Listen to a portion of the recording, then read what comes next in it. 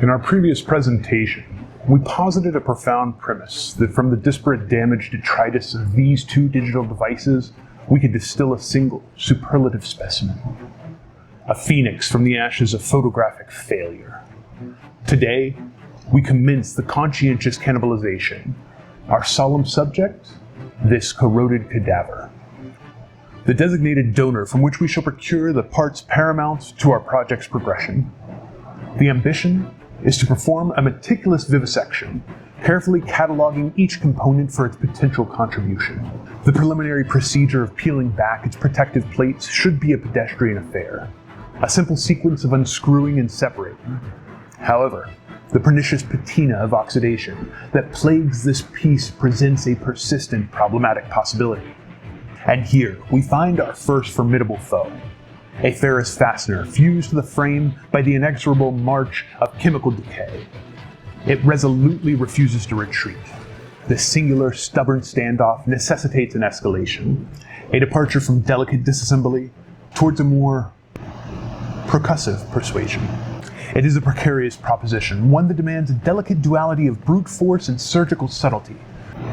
For in such an operation, the line between liberation and liability becomes terrifyingly thin, and the potential for propagating further unforeseen physical phenomena is considerable.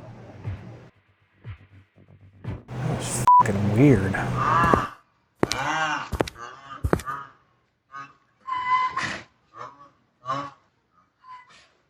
We have, again, tale of two cameras. I would like to normally take apart our more damaged device first. One that's gonna make sure that if I do mess anything up on here, it's not a big risk or a big loss.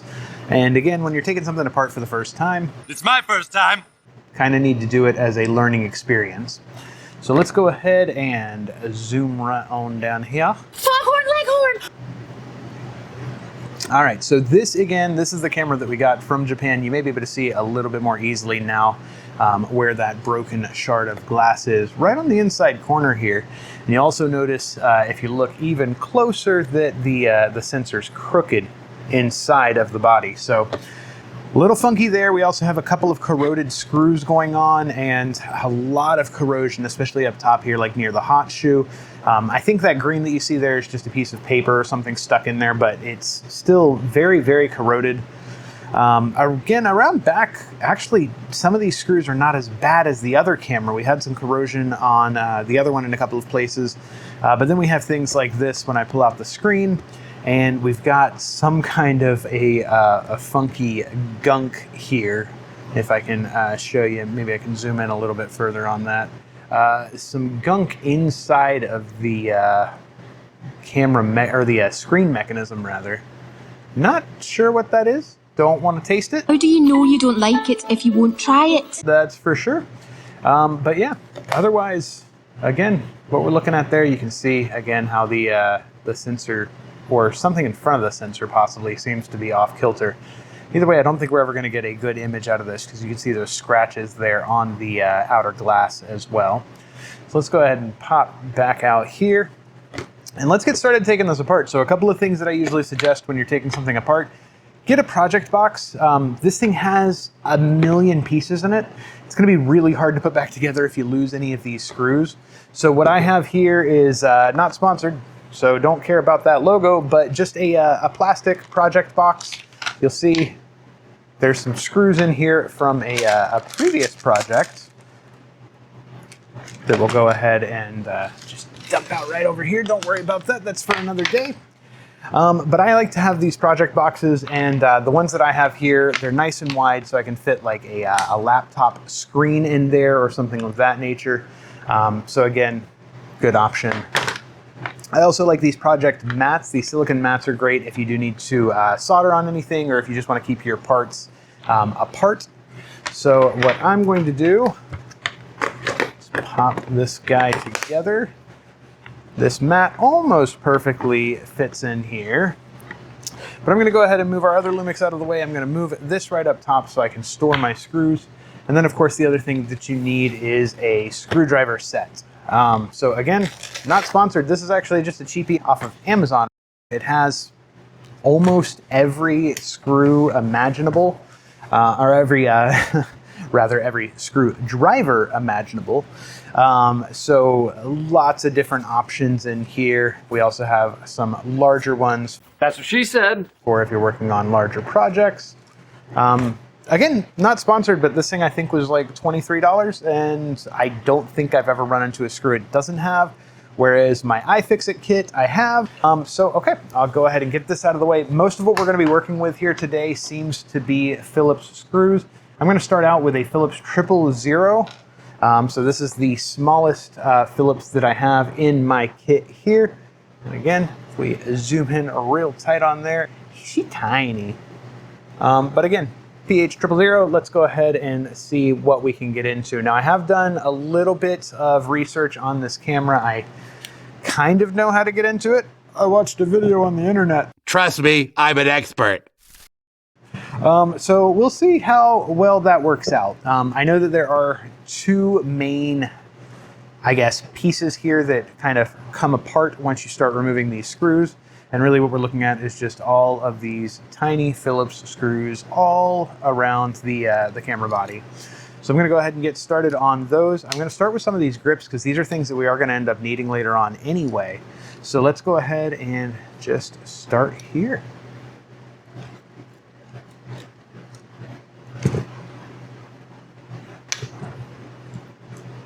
This will probably mostly all go into some kind of a time lapse because sitting here and watching somebody unscrew screws is not exciting at all. I will say everything that I've found so far, these all have a weird green thread locker on them. Oh, now we're getting into some red thread locker. So I don't know if you guys can see that. I'll again zoom in. The first couple screws that I pulled out had a like a neon green. These had neon green, so neon green and red thread locker so far.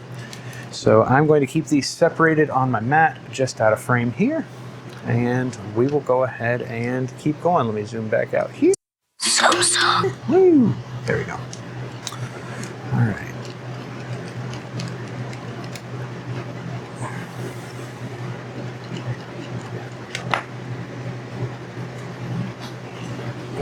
I find I need to move myself over a little bit so I'm actually in frame here. First video, guys. Gonna have some road bumps. All right, I believe I've got all the screws out of that side. I can take the hinge off as well, but I'm not gonna do that quite yet because it's kind of a bear to get back together with the spring from what I've seen. All right, so let's just keep going here. I believe I've got some screws underneath these guys, and I do have in my handy dandy toolkit here. With my handy dandy study checklist, of course. Some tweezers to get these guys up. These might just be to protect the screen. They are just to protect the screen. Okay, well, lesson learned. RTFM. If you're not going to, then you're going to do stuff like that. There we go. Okay, got that guy back down in there. That just keeps the screen from hitting something hard whenever it goes back in. This is a metal-bodied camera, so some of this may look like plastic, but it is actually metal. So let me just continue on. I've got everything out of the, I'll call it right side for now.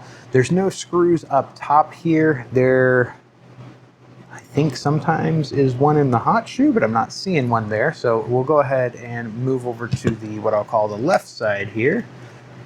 Two big screws. Oh, no, that was not a big one. That was a relatively small one. Oh, these are going to be fun to keep separated.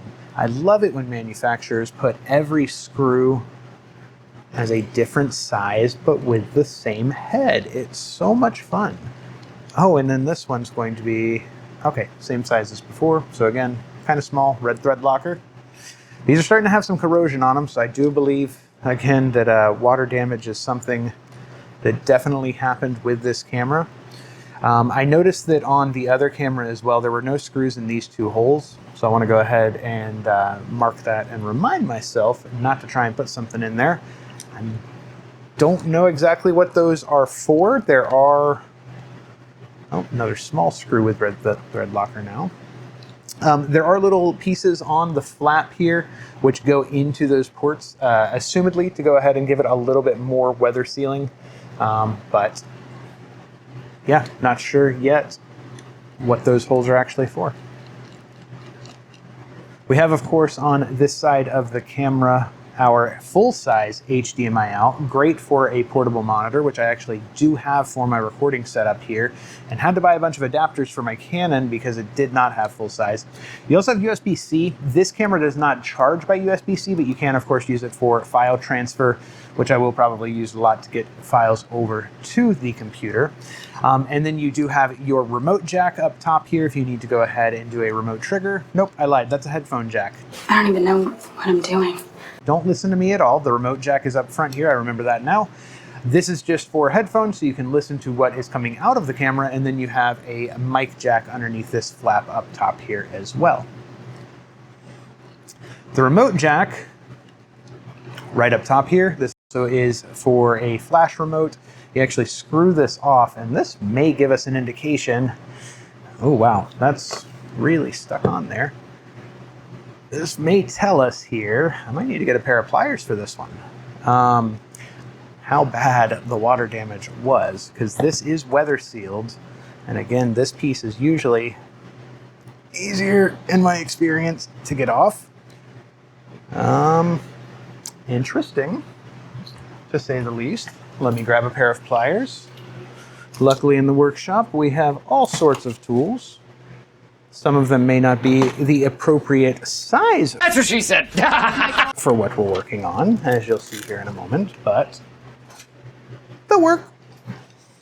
That's a pair of pliers. This is also a knife.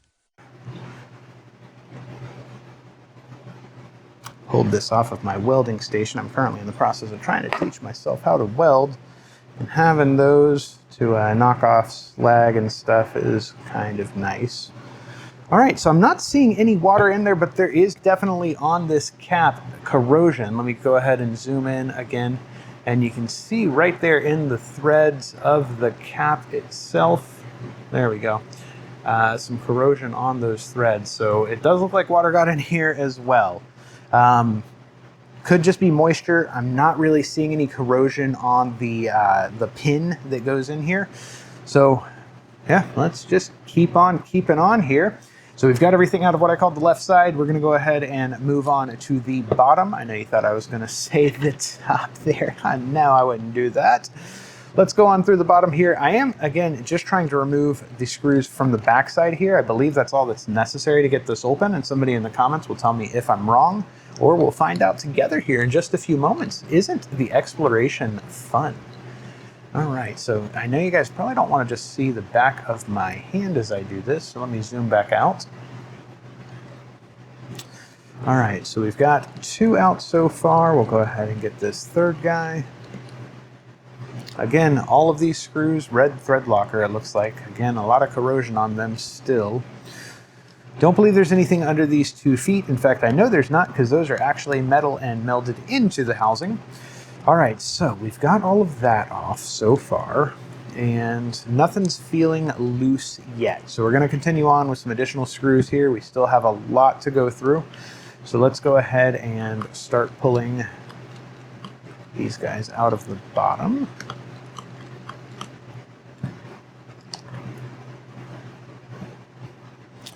Luckily, we're starting to get to the point where almost all of the screws are the same size. See if I can do this in a way that doesn't block your view quite as much. So yeah, these screws so far haven't been too bad. We had a few long ones in the beginning next to the SD card slot. All the rest have been relatively the same. So I think it's just going to be this side that's going to be a little weird for us when we go to put it back together. Luckily, I've got all this great footage. Roll that beautiful bean footage. All right, I believe with this, that is going to allow me to remove, yes, so I was able to go ahead and remove the battery door now. This actually looks to be in really good condition. There's no corrosion on the spring or anything. There's a little bit around the inner edge of the waterproofing seal here, but this could be a good battery door still, so that's good to see. Taking this one off now, I want to say this is going to give us access to removing one of these rubber pieces now, which is great because we do need the rubber pieces off this bad camera for the potentially good camera. All right, I'm still missing something here. It is starting to come loose. That's good news. Let's go ahead and keep on. I'm afraid I'm gonna be real bummed out if these are actually stuck onto the body. I do have some good sealant available if we need to re-glue some pieces. I was hoping to not have to use it. This is some nasty stuff. Works great for gluing screens back into phones, and for things like this where you have to have more of a rubbery seal, but something that seals really, really tight. Do it like a tiger. Before I get on to moving the lens bracket, retaining bracket here, let's go ahead and move back over to the back. I want to start taking this screen apart. So there are some screws on both the bottom and on, the top of the screen. And there's probably, if I had to guess, some, right there inside of the hinge itself as well. Luckily it articulates well. Oh, that's nasty. It's rubbing up against this stuff here. I'm guessing that there's a magnet in here, and I think these are iron filings that this is coming up against, because they're sticking right back to it. So what we've got inside of the hinge, that gross stuff that I was talking about, it looks like it's just rust. I'm so sorry somebody treated you this way, camera. You don't deserve this. You deserve a better life. Hi, I'm Sarah McLaughlin. Will you be an angel for a helpless animal? All right, let's go ahead and remove the screws from the screen. How long are these guys going to be? That's what she said. Oh, we got some more green thread locker. I'm starting to wonder if that's from corrosion or if that's actually the color that they used. That's, other than the first screws that we got out, the only green we've seen so far. Green could be indicative of some kind of corrosion for sure. So I don't know if anybody knows. Feel free to let me know in the comments section. I guess when we go to take the other one apart, we'll figure this out here. So we've got 4, it seems, around the outer edge, top and bottom, and then 2 more inside of the hinge area. There's none on this outer edge here. Yep, all green thread locker. You're greening me. Can't imagine that that is from corrosion if they're all the same. All right, we've got one here, and I'm guessing this is a magnet here that kind of keeps the screen in place whenever it's folded on itself. And guys, I will tell you, this is not going to be a reshot if the audio is not great. I apologize. I am working in Florida summer heat in an unair-conditioned garage. And I do have fans on me, but it is currently 93.9 degrees in here. And my options are either to have you watch the first human being melt on camera, or run a fan over to the side of me here. Looking at my audio graphs, they don't look too bad, and I'm hoping I can go ahead and edit most of the sound out. Hopefully. If not, I beg your forgiveness. I am not going to melt for an unmonetized YouTube channel. You want to pay me?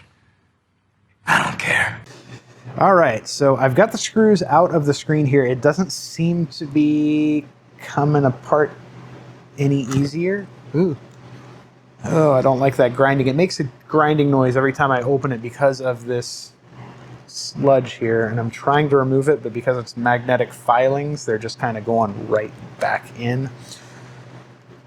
And I don't think I have an easy way to get those out, so let's just try not moving that as much as possible. I wonder if there's something behind here. I should go back and watch my video so I don't end up messing any of these parts up. But that's just not fun. Messing stuff up is half the fun.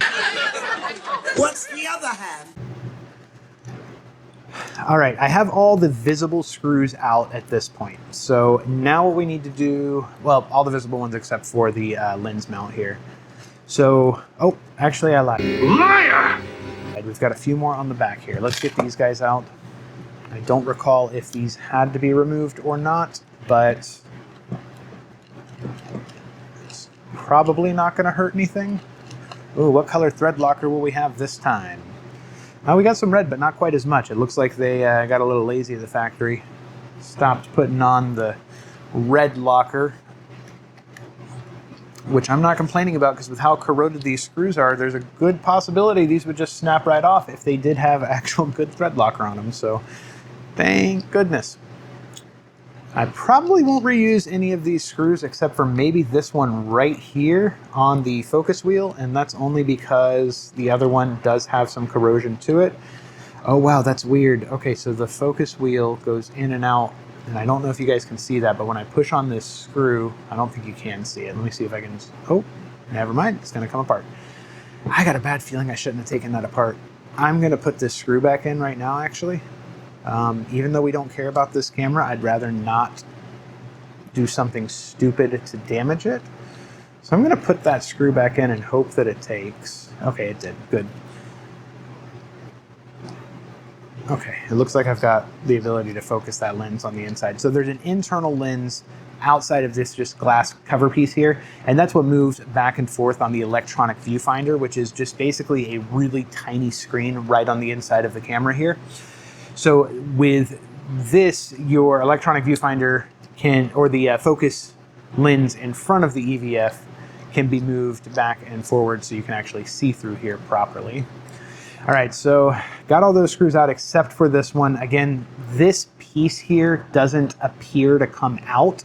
I don't believe that is going to be integral to removing this, but we will see here in a minute if I'm wrong and everything explodes.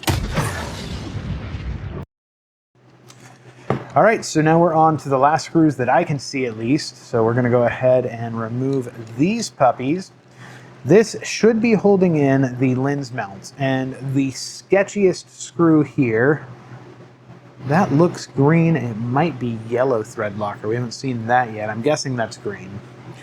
The sketchiest screw is this one right here, and I'm really afraid of trying to get that one out. I should have probably taken it out first because that would have told me how this whole project's going to go. Well, where's the fun in that? But I didn't. And as you can see, that screw is very, very corroded. So there's a good possibility as soon as I put a screwdriver to it, it's either going to snap off or I'm going to strip it and not be able to get a tool back into it. Spoilers. So let's see. Let's get y'all a nice close-up view of this guy here. So this is the problem child, the one that I've been afraid of messing with the entire time. All right, so I'm gonna put a good amount of force behind this because I need to make sure that I get some bite on my screwdriver. Oh no, it's not doing anything. That's not good. That's not good. That's not good. That's not good. I know you guys can't see this. I'm just trying some various tactics. Putting a lot of pressure on this screw head to try to get it to move. All right, so let's do this before I completely mess this. We're gonna move to a pH 00. I believe because this has been corroded out, this may have a better chance of getting purchase on the screw. Please don't strip. They're this messed up, I guess. Oh, actually, nope, it's not doing anything. Okay. This is where these kind of projects can become fun. We haven't fun yet. So I'm gonna first scrape away and just see how bad this corrosion is. Is there just something like salt stuck inside of the screw head and that's why I'm not able to get purchase? Salty. All right, let's go back to the 000. See if maybe that clean out did anything for me.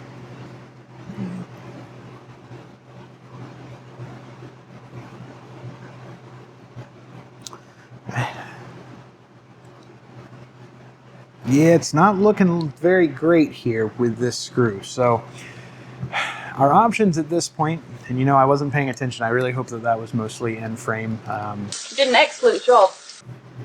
But yeah, we'll see. Our options at this point are to try a different bit. Obviously, we're going to go ahead and try a few to see if I can get this off with something else, like maybe a flathead that will fit into one of, which you might not even be able to see there, but one of the cross patterns here. The other option is going to, let's try and get it out with a flathead first. So I'm going to go to my collection of flatheads. Oh, I don't have very many small ones. Here's some, there we go. Just had to look in the right place there. You big dummy. All right, so I'm going to take this small flathead, which you can see I may have done some prying with before, because it's not exactly straight. Aren't we all? Okay. We're going to go ahead and put it into one of the cross and push real hard and try to turn. Nope. Oh. Okay. I got purchase on it, enough to actually break the screwdriver.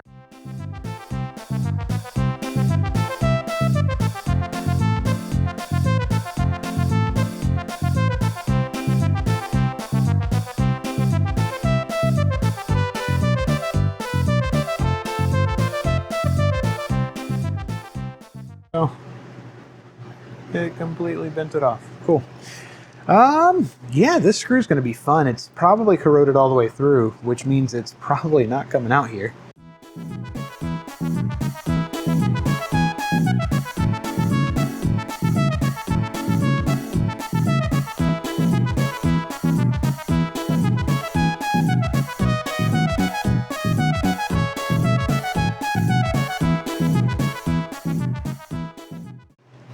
All right, yep, we are gonna have to drill that guy out. That is rather unfortunate. Nope. Nope. Nope. Nope. Nope. Nope. Nope. All right, Nope. let's Nope. go ahead. Nope. Leave you right there, and let's see if I've got a drill bit small enough.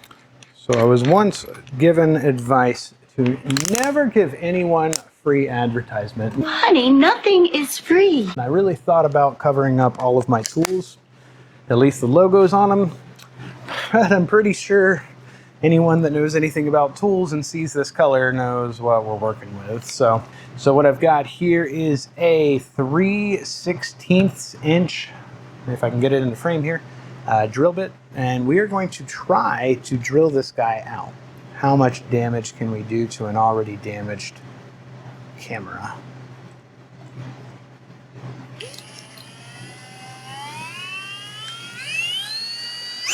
And then it was drill, baby, drill. Oh my God!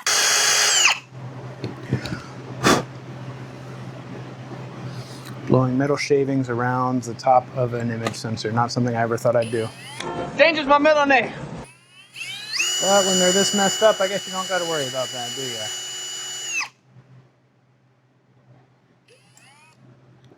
All right, we're getting somewhere in there, and let's go ahead and turn up the speed here and make this not take all afternoon.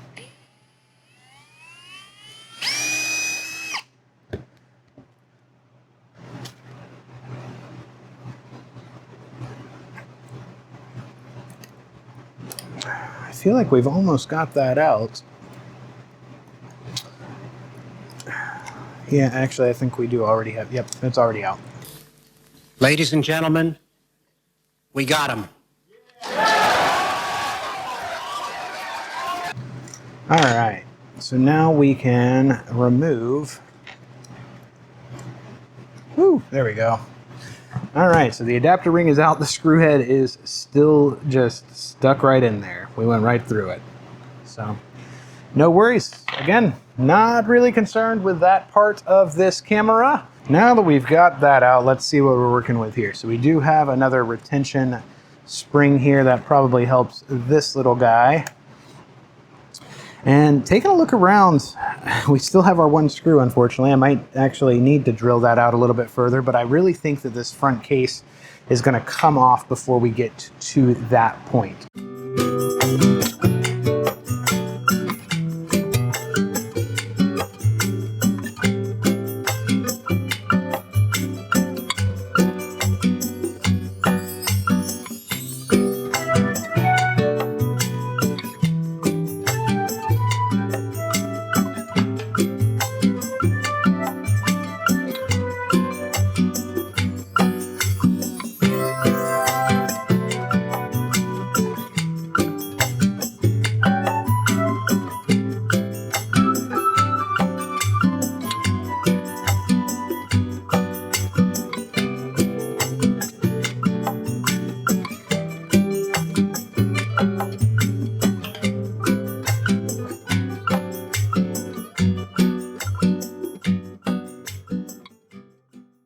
All right, so after RTFMing, it should just come apart. That's the consensus, it seems.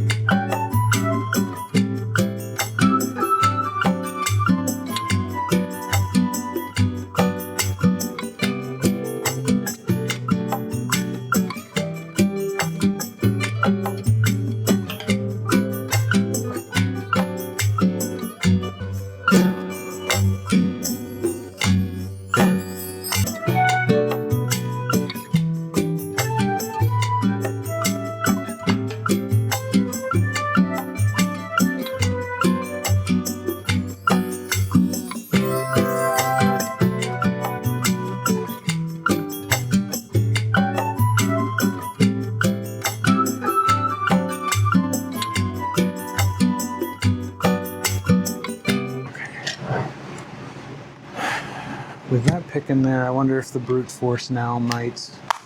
Ha! That was a good pop. That was not a bad pop. Wrong! That was what I wanted to see. Nope, it wasn't. All right, everyone, welcome back to the workbench. Originally, this is where this video ended, and I was re-watching it and decided I couldn't leave y'all with a cliffhanger. So I'm doing this at 7:44 p.m. Sunday night. This video needs to go out by tomorrow, but wanted to record a little bit more just to show you what was going on. I know we're already half an hour in. Thank you all for sticking around so far. This is your little teaser as to what's going on with this camera. So last we saw in our last scene, we heard a snap. I thought it was a good thing. You may have been able to tell by the memes it wasn't necessarily a good thing. Not the end of the world, but what happened when I stuck my screwdriver into the top of this camera and twisted was I actually broke off one of the posts for a screw that I didn't know existed. Unfortunately, inside of the GH5, deep within the recesses of the battery compartment, there lies an extra screw that we didn't take out before. Some of you may have been already yelling at your screen saying, "Hey dummy, there's another screw there." Unfortunately, I couldn't hear you. It's really, really loud in the workshop here. Because that screw was still in, whenever I finally prized it apart the right way, we did end up snapping off a retention bracket for one of the screws. And I'll show you here from the top down what we're looking at. It's this guy right here. There is a crack right through that circle. And that's because I've gone ahead and tried to re-super glue it to see if maybe I could get this back together in any functional way. And unfortunately, even with the super glue on there, I don't trust this. I don't really think this is ever gonna hold a camera together again. So I've effectively made this part useless. It does kind of stink. The bodies for these rather can go for 50 to 75 bucks.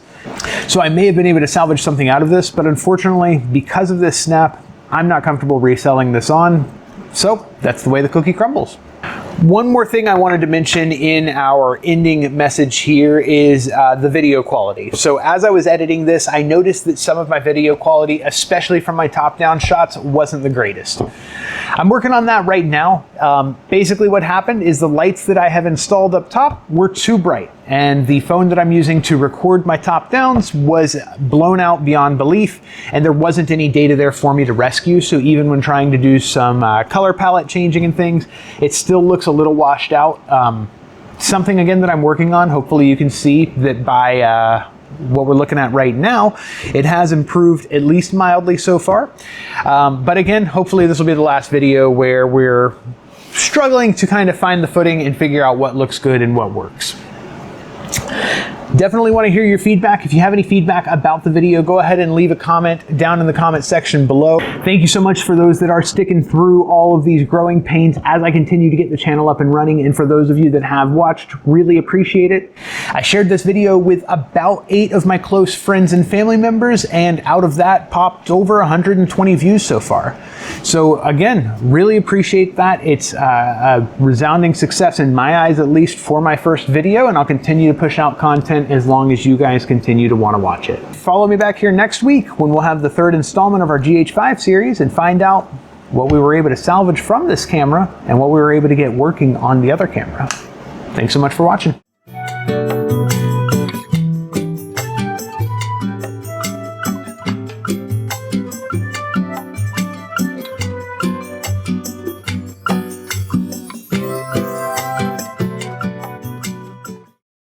Same bat time, same bat channel.